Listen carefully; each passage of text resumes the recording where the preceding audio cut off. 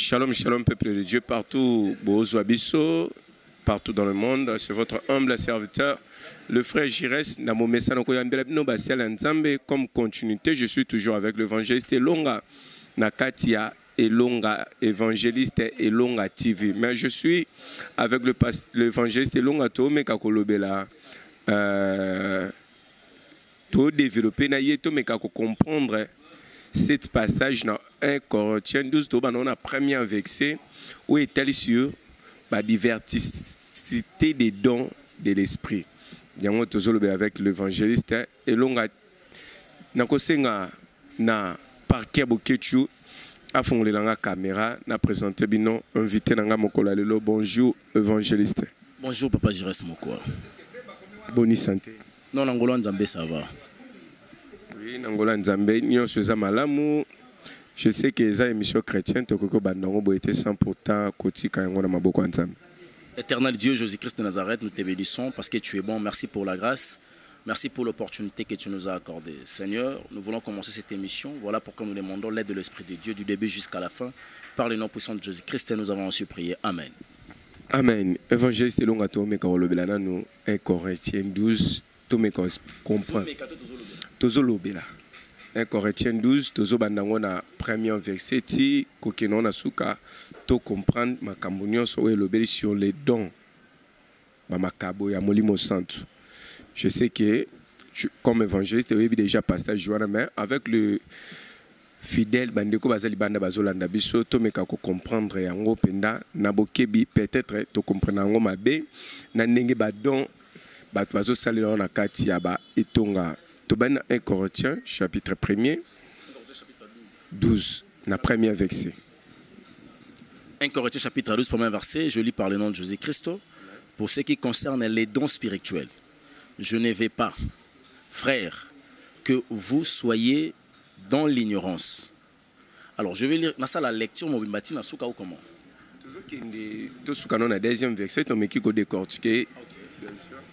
Vous savez que lorsque vous étiez païen, vous laissiez entraîner vers les idoles muettes, selon que vous étiez conduits. C'est pourquoi je vous déclare que nul, s'il parle par l'Esprit de Dieu, ne dit Jésus est anathème, et que nul ne peut dire Jésus est le Seigneur si ce n'est pas le Saint-Esprit. Il y a diversité de dons, mais le même Esprit. Diversité de ministères, mais le même Seigneur. Diversité des opérations, mais le même Dieu qui opère tout en tous. Or, à chacun, la manifestation de l'Esprit est donnée pour utilité commune. En effet, à l'un est donné par l'esprit d'une parole de sagesse et en l'autre une parole de connaissance selon le même esprit. Et à un autre la foi par le même esprit, à un autre les dons de guérison par le même esprit. Merci to me ko développer dans place oyo to bana troisième verset. C'est pourquoi je vous déclare que nul, si par l'Esprit de Dieu, ne dit Jésus-Christ est anathème, et que nul ne peut dire Jésus est Seigneur si ce n'est pas le Saint-Esprit. C'est clair, je vais expliquer. Mon côté a que Jésus-Christ, ce qui m'a na molimo santo par l'Esprit de Dieu, mon côté a que Christ est anathème. Mon côté a que Christ est Seigneur, ce qui est na molimo santo. Donc la personne qui peut déclarer que Christ est Seigneur, c'est une personne qui a l'Esprit de Dieu. Mais quand la moto a lobby que Christ est Seigneur, donc moto na za molimo nzambe te. Ce qu'on ndenge bat baloba na bango ba déclarer que Jésus-Christ est Seigneur. Est-ce que bato na nyonso to bi batu nyonso bazana molimo santo? Na comprendre question te. Mutu moko pe soit un musulman a lobby que Jésus-Christ est Seigneur. Moutounio soit à croyant, et ceux qui a déclaré que Jésus-Christ est Seigneur, c'est qu'ils ont donné à Molimo Santo Katina. Laissez comprendre que ceux qui sont musulmans, le Jésus-Christ est Seigneur, soit à musulman, soit à ignorant, il y a mot en Seigneur. Donc la personne qui peut déclarer que Jésus-Christ est Seigneur. Mokondi. Te, Kolo. Kolo. Ce que ceux qui m'ont déclaré. Seigneur, donc Kolo Nangai. Donc c'est que mon musulman, Kolo Babongo, pour Jésus. Monsieur peut baloba. Te à olobate, soit à ignorant, namo, soit à musulman. Il faut comprendre d'abord ça signifie quoi. Mais comment reconnaître que la personne où il a déclaré bongo azana Saint-Esprit Katina parce que vous déclarez pasteur azala bakisi to yebi pe to mona ba pasteur bakisi bazali mais na ba cher ba déclarer que Jésus-Christ est Seigneur. Mais comment ça se fait que mutazolo bango que Jésus-Christ soit kolo mais azana bakati ba loge. Effectivement, les problèmes sont à un niveau nini. Na lobara likambo ya piscine à Bethesda à chaque fois. Piscine wani bande ko Molimo Santo bande ko habiter kati ya piscine te. Abande ko ya. Na forme ya ange akiti ma iningani motako ya biki et puis Molimo ekei. Or, les problèmes sont l'habitation de l'Esprit de Dieu en l'homme. Car le corps de l'homme, c'est le temple du Saint-Esprit. Alors, si koyo et anabato oyo, bake ba simbi kisi, mais ba ko lo bateke to za bato kisi, ba ya na komba Jésus. Donc même ça, on a pas fandar ba regretter, mais ndeni bato ba louer ngate. Parce que bato na pona ko découvrir que bato bazana nzambe te eloko liboso ezalaka malgré bazo confesser kombo ya Jésus. Wana ko ba confesser raté bazo dédicacer de kombo ya Jésus. Ba ki mabanga. Ba ça loka Bethesda Molimo Santo aye aningisa ke to ezaka ki ba ça par ignorance. Non, par ignorance c'est trop dur. Na bandela koye biso bato Bible lobi na bango ke au dernier jour boko loba ke Seigneur to bengana milion mabe na kombo na yo ba na yebi bango te. Eza ba musulman te po musulman bengana milion mabe na kombo Jésus te. Et ça, il y a bateau où il va autant combat Jésus, millions de besoin bima. Parce que millions de besoin bima parce que bah na Yesu. Millions de besoin bima parce que quand on a posé au Kango là-bas, tout naïe, où il va qui habiter, soit possédé par des mauvais esprits. Parce qu'au dernier jour, on Christ a reçu bango qui naïe bibinoté. Pourquoi? Parce que bah œuvre bandé ko ça les a qui engagé. Ngana bandé ko jour 4 na bino, na roye pe ko ça, ko la ko la taper nzete. Mutu pas simbika bo azang na madi pesili. Mais il a préféré utiliser mutu. Et on a le nzamba za partout, mais ajusaka partout. Même nanda kwa nzamba zalaka. Mazaka témoin fidèle. Lolenge nini bakoki oyeba moto pe nazali aza Molimo Santo azo vanda kati na ye. Na komona moto.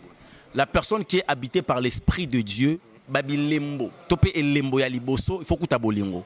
Pourquoi? Parce que le 9 fruit de l'Esprit, ça donne un Saint-Esprit. Après sango na moto o azali ko vanda kati na ye. Si la personne a reçu l'Esprit de Dieu, il manque le 9 fruit de l'Esprit, c'est cette personne-là. C'est que nous avons mis Molimo Santo. Est-ce que vous avez 5 fruits mi balé? Non, quel fait là? On a 5 ans pas en Missunde. Mais ce qui a rassemblé le commandement, c'est l'amour. Non. Ce qui est dans Galates chapitre 5, verset 22. Et il faut expliquer les cambo bien. Galates 5, 22. Bible lobby, n'attend na comme Jésus-Christ.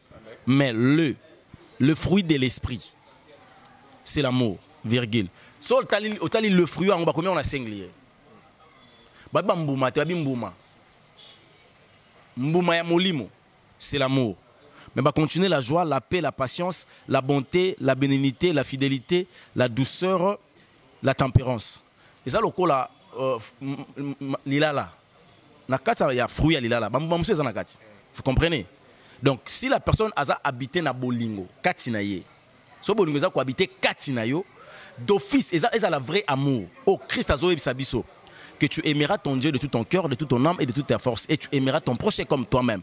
Cet amour-là, si réellement ça habité katinayo, tu auras la bonté, tu auras la patience, tu auras la fidélité, tu auras la bénignité, tu auras la fidélité et tu auras la douceur et la tempérance. Mais ceux qui m'ont dit, on a l'obité, ils ont monté au côté akabaka. Azape na bolingo ya ba. Non. Kokaba. Pardon, nakende. Azana bolingo. Déjà muto azo kaba, to sangisaka kazo kaba azana bolingo.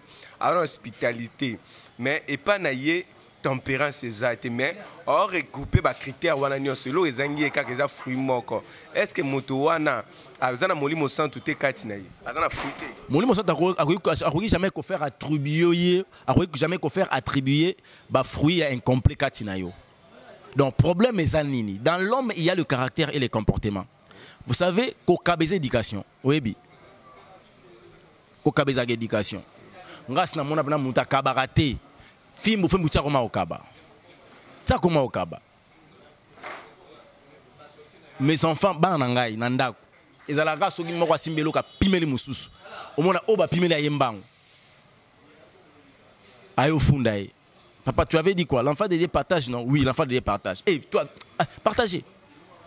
Laisse-moi en ami les queen. Il y a un système moro, ce qui yozolia. Il y a un que papa donne-moi un thé. Papa, enfant de Dieu partage. Donc allez-y comment il faut que ça aille. Si vous avez un simbie loco, et ça que yinda. Si vous avez un queen, oh, l'enfant de Dieu partage. Au kata. Donc, nous avons apprendre bango yango. Ça fait partie de l'éducation. Nous avons bango pour ramoter le kokaba. Mais l'amour, c'est autre chose. Évangéliste Longa, donc, la première partie, Auto Simba, moto a koki koloba, atatu la ke Seigneur, atatu la Seigneur, comme au continent, Seigneur, zana molimo santo katinaye. Mais moto a kozana molimo santo, Seigneur a regroupé tous les fruits du Saint-Esprit. Effectivement. Donc, molimo santo soka komi 4 moto. Et l'eau quoi liboso mais la moto. Et ça bamboma molimo. Alors, les qui sont à brisement, parce qu'à kuta ki ozanga kiango. Par exemple, ozanga ki tempérance. Il y a une tempérance. Parce qu'il y a habité 4 nao. Alors, si on fait briser la colère, vous comprenez? Ozanga ki impatient. Il y a patience. Il faut briser na yango. Parce que les gens moto musu tanga azui molimo santo. Azan on atteint un brisement. Nathan a un brisement, bazo briser la colère. Ceux qui vont monter dans la canda, bon, va te casser molimo santo. Évangéliste Longo remplir tous les 9 fruits à Saint-Esprit. J'en ai. Il y a solo. Surtout tu as aussi micro bat balbo rempli. Au CP là. Au peut ça un cadeau. Mettons au monde appel. Et le balbo qui non ah ya ça comme toi kanda. Asa ba yo na no loba. Yo zangi déjà. Non, la colère sainte. Voilà ngo qui m'a la colère sainte. Hein?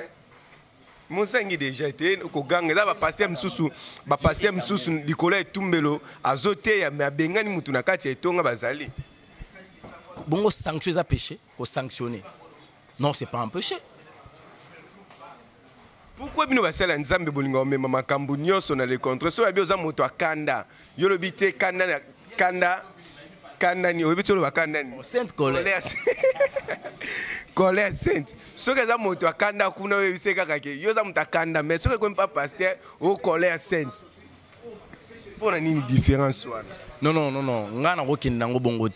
La colère ne peut pas être animée avec la haine. Si la colère est animée avec la haine, mais il y a plusieurs serviteurs de Dieu au bazar. Na ba kanda patek haine katine bazali belé. Aza serviteur de Dieu té. Alors salande musala nzambe maza nzambe té. Tu essaies un peu de servir la personne que tu ne connais pas. Tu sais, Samuel un jour azaki na temple. Bezolo bananga que Samuel était au service de l'Éternel dans le temple devant Élie. Samuel chapitre 3, premier verset. So comme il a 7e verset. Éternel dit appela Samuel. Samuel a n'est pas Élie. Samuel ne connaissait pas encore Dieu. Donc Samuel a déjà servi Nzambe dans le temple, mais Nzambe était. Car la parole de l'Éternel n'était pas encore révélée à Samuel.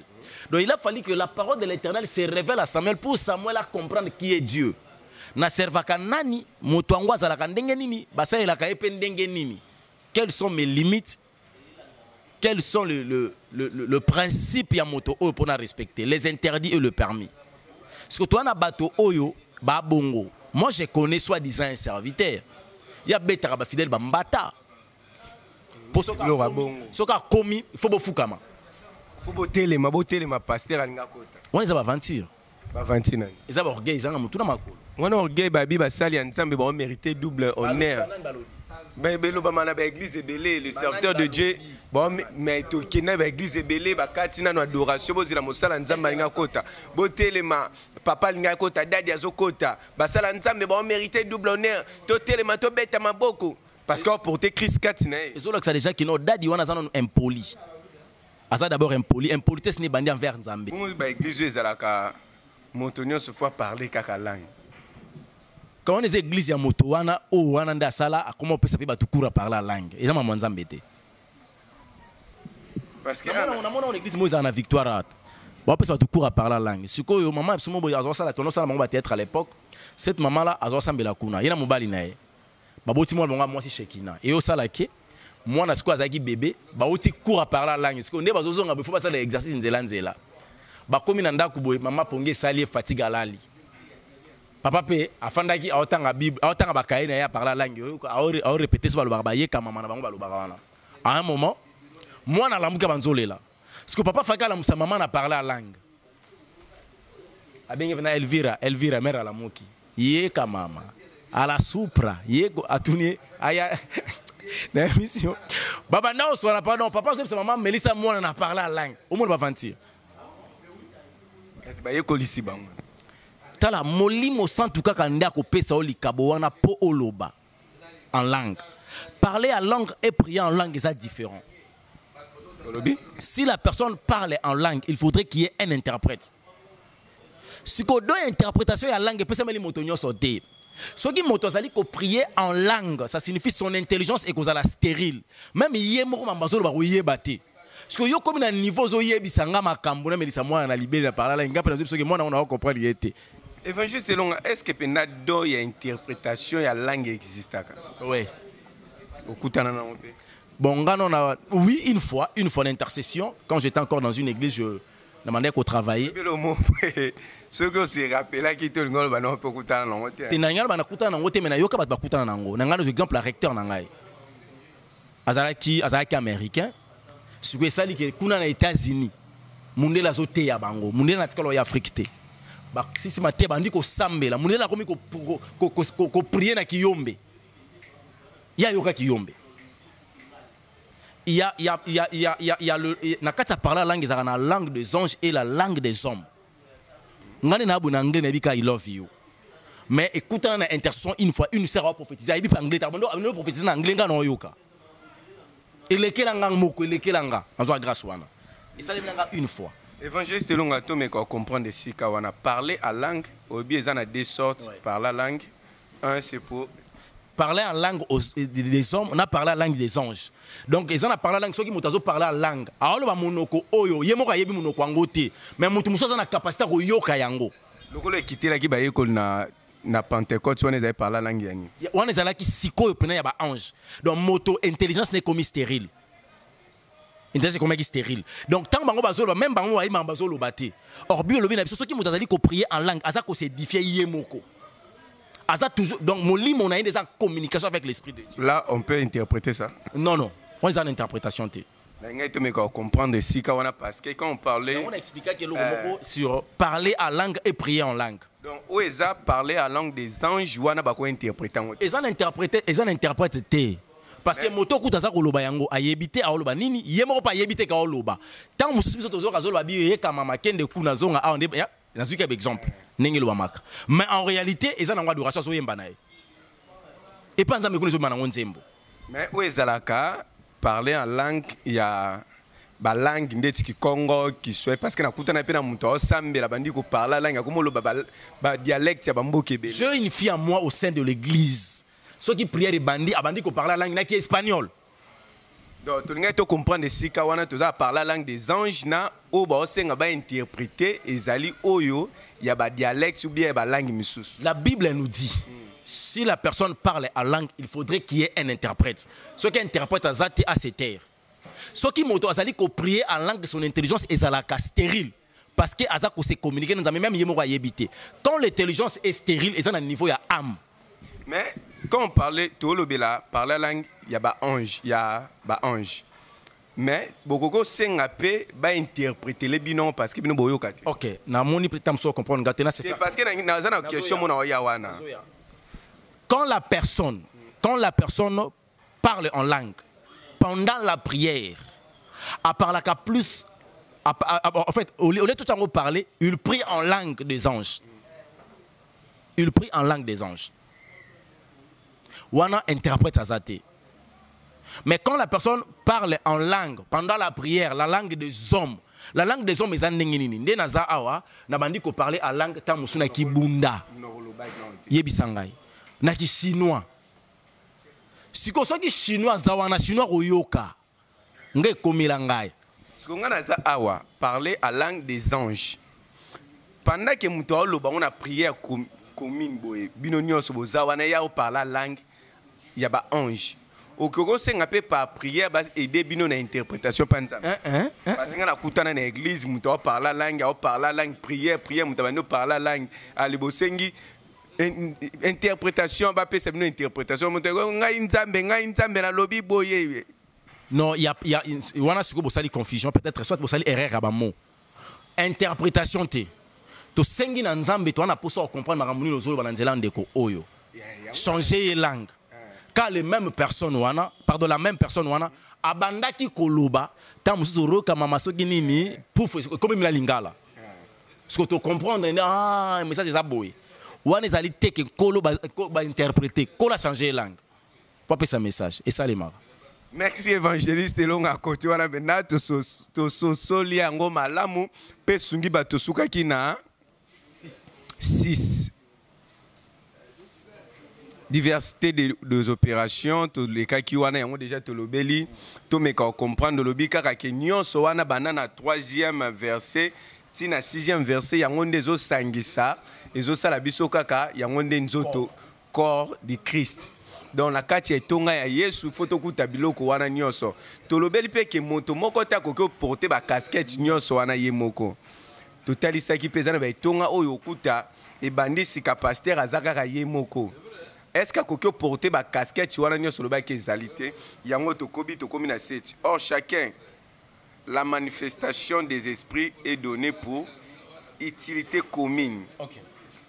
En effet, à l'un est donné par l'esprit une parole de connaissance, à un autre une parole de sagesse, selon le même esprit. Allez-y comprendre. Donc, on expliquer. Or, à chacun, na moto, la manifestation de l'esprit est donnée pour l'utilité commune.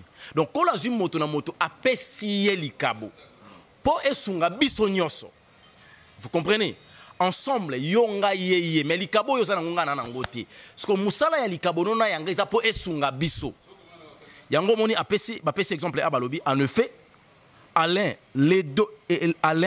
est donné par l'esprit une parole de sagesse et à un autre une parole de connaissance selon le même esprit. Donc molimo santu o ya pesi de la sagesse, nga pesi nga ya discernement de esprits. Donc ezaka molimo moko. Oza ko habiter kati na yo ye pasa kati nanga mais apesi yo likambo apesi nga te apesi nga o pa pesi yo te. Rôle na yango to pe mosala na yango o molimo sala ko sala wana ezali que ensemble tous à la édifier. Parce que moto o azana ba composant nyonso o ya kokisa mambono cezaka nzambe ye moko. Voilà.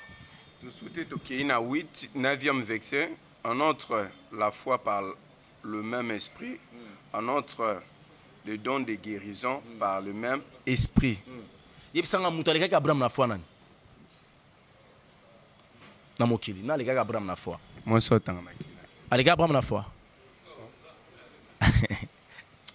Muto Abraham kuta solo la nzambe. A solo na nzambe parce que muto solo Acha kondimate elle avait la révélation.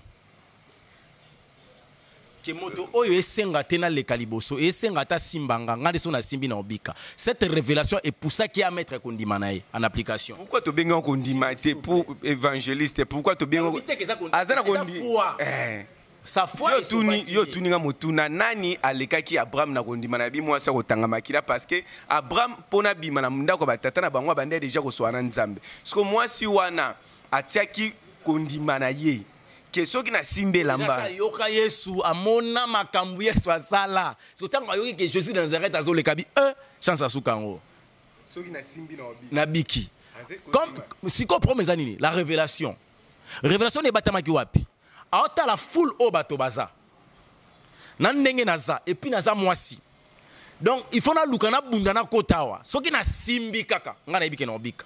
Cette révélation est simba tinique à Jésus-Christ et que ça y est, elle a placé la foi. Le plus grand problème dans sa foi est la foi parce que la foi ne sauve pas, mais c'est les œuvres de la foi qui sauvent.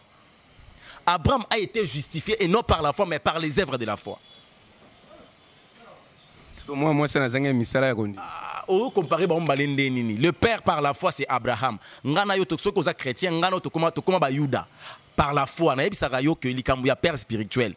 Que Abraham c'est notre père par la foi, Jésus-Christ c'est notre père dans la foi. Évangéliste longa. Mais tondimeli Abraham to komi ba Yuda. Na nzela ya kondima. Maintenant Yesu toza na kata kondima. Donc il faut comprendre que Abraham devant moi siwana, Abraham a tata ya kondima. Libosa moi siwana. Moi ça n'a elle avait aussi la foi. Oui, mutu roi Job. Et foi Job azalé non. Tant yo misako moi siwana ko Job olobani.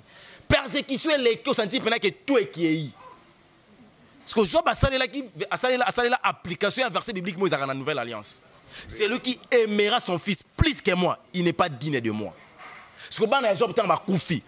Job a la qui sinzambe que na kolinga bana nga ko le côté pour na oreniote. Job a lobi que je sais que mon rédempteur il s'élèvera le dernier. Quelle foi. Allez-y comprendre. Mais Abraham tata ya rondima.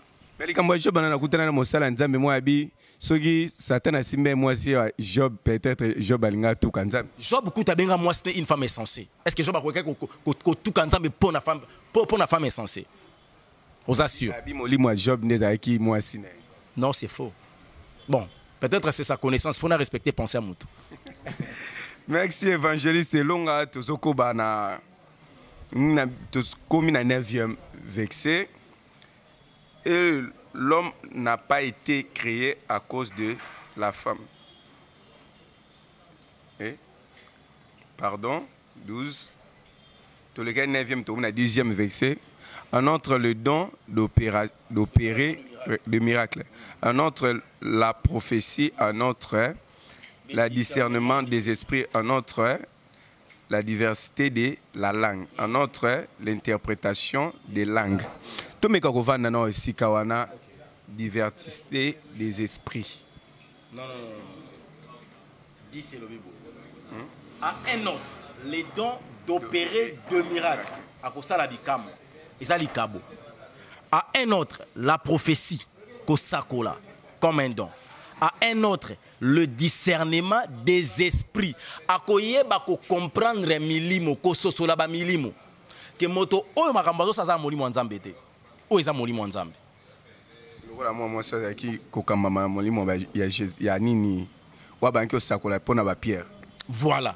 Azaki na piton. Et aussi parce que moto azana don ya discernement des esprits pour discerner esprit à moi siwana. Nda lobi à un autre la diversité de langues. Donc à koloba kota ebele. Et à un autre l'interprétation des langues. Donc à chaque fois moto azali ko parler en langue.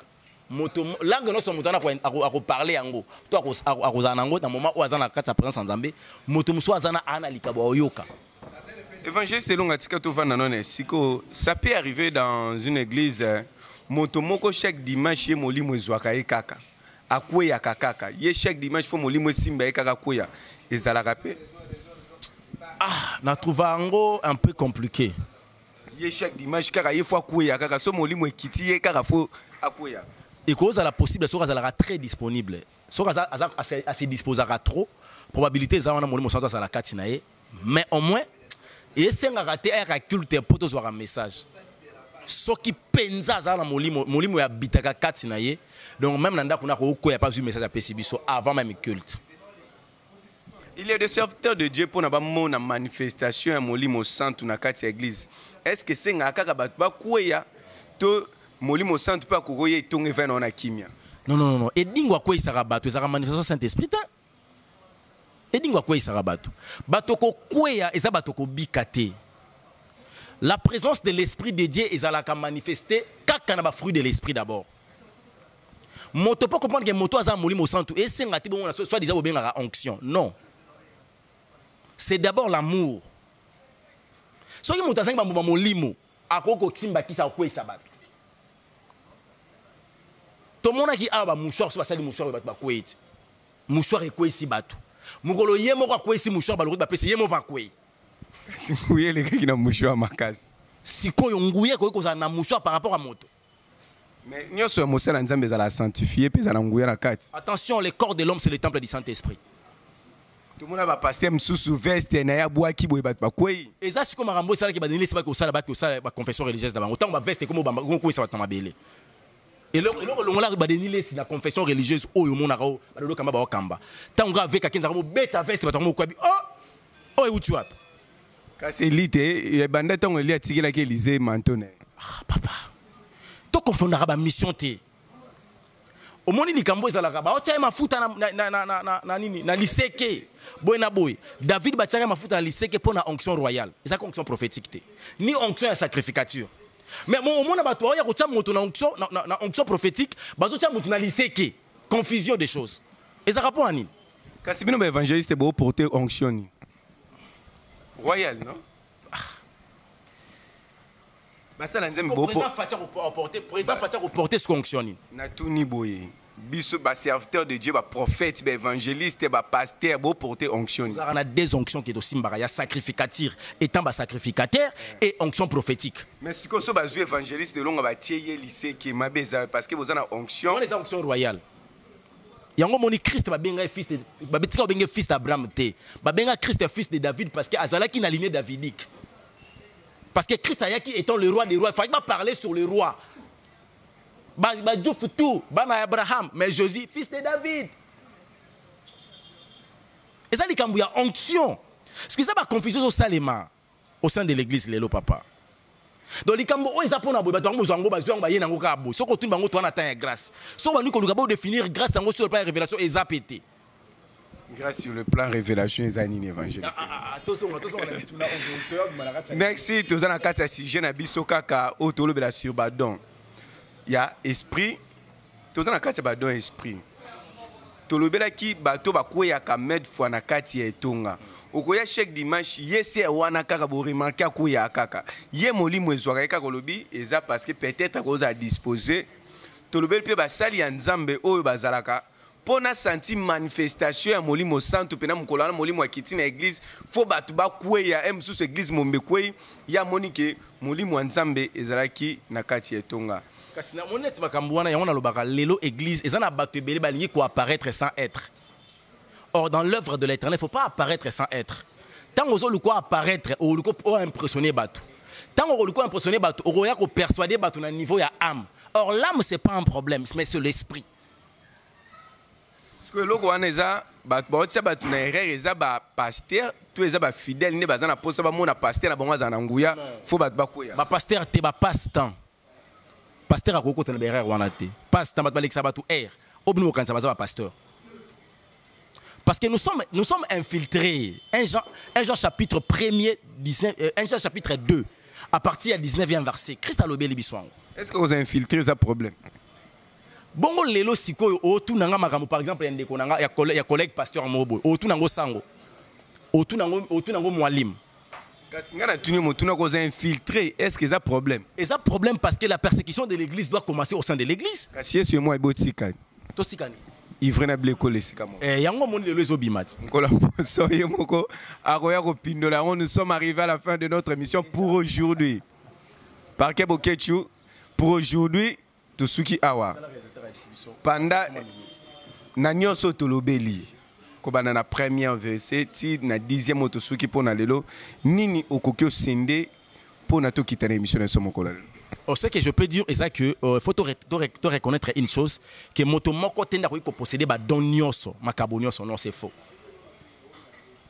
Et Moussousou kola repesa ye yopozangi apesi pende ko Moussousou kuna ensemble nous allons former corps du Christ. Mais pour que mokili ait comprendre que nous sommes vraiment un corps du Christ. Nous sommes les disciples de Jésus-Christ. Et yemo ratikela ki bango la carte d'identité. Pour que le monde sache que vous êtes mes disciples à moi, aimez-vous les uns les autres. On ne peut jamais parler du christianisme si on ne sait pas crucifier la chair. Toi il faire promouvoir d'abord bolingo parce que elembo ya kozala chrétien c'est l'amour. C'est pas le parler à langue, c'est pas ce qui nini prêcher, ce qui nini mais tout quoi non bolingo. Bolingo au vrai sens du mot.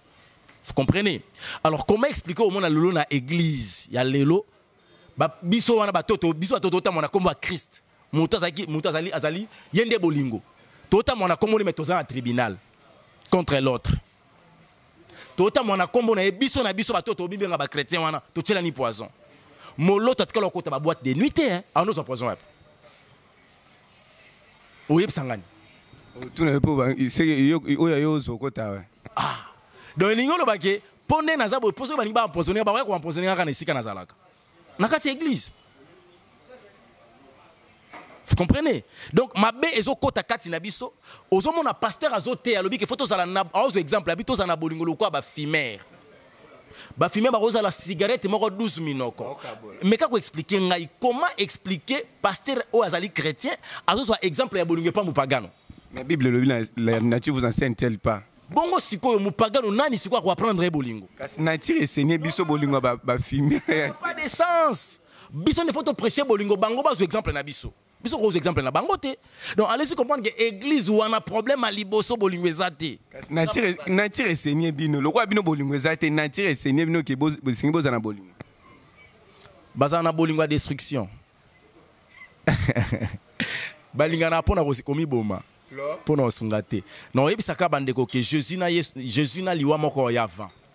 Yo muto ndimaka te ke Yesu akoya mais liwe ko ya avant pour mona pe ndenge bato bakufa to milengele. Après cette vie il y a une autre vie qui nous attend. Oyebi, tokosa le course ya vie. Je dois avoir de parcelles, je dois construire parce que j'ai des visions. Quand tu nzamba rope sope ka ti o sali pe biloko na nyos. Abakselo pe mbulo ko na 90 ans. Osana ngoni. Omo fanda ota biloko ngo boy, on comprendre que na sala ya course à buzo ba lelo pesa na ngona tinate. Tout ça la course ya malonga. Et ça course pour le salut. To bunda ko bongisa molimo na biso parce que rendez-vous ya lo les ozela biso. To ou tard atabo mo yulongo la biso kaka. Age e ulongo la biso na mokili. Mais mukolo ba ko kunda biso misana na biso elanda biso. Je reste to na nécropole to ke to kotisio. To sali pierre tombale ba pierre tombale nyoso mokili. Yeba ke to tielo torche te. Po cimetière za kamoli to tielo torche po ibando ko kamolilité. Muto sa no 2 jours wana ozala te to zonga. Mais misala oyo sala ki ya malamu te mabela ndio. Ce que ça na moto wala ndaka moto tina kundisaka Jésus-Christ de Nazareth. Dans chaque domaine de ta vie, yaya koko sanate, tia Yesu liboso. Et osungayo. Que Dieu nous bénisse. Numéro de téléphone plus 243 97 58 21 175. Plus 243 97 58 21 175. Merci, nous sommes arrivés à la fin de notre émission. C'était votre humble serviteur, le frère Jires Mokwana Momesano, Tovandakina évangéliste. Longa, Tolobelaki 1 Corinthiens 12, Tobandaki on a première, l'autre sous qui na 12e verset. Je crois que Mbalasima to continuer 11 tito kende place minute na biso et mabiso. Yom tozana pour ça ba question posée na première partie au kokotika. Ba question non pas mbaté Mbalasima to me ko projet susu évangéliste longa la partie pour etikali au kokotina mituna na oli susu pambaté to poser ba question au moni au kokate.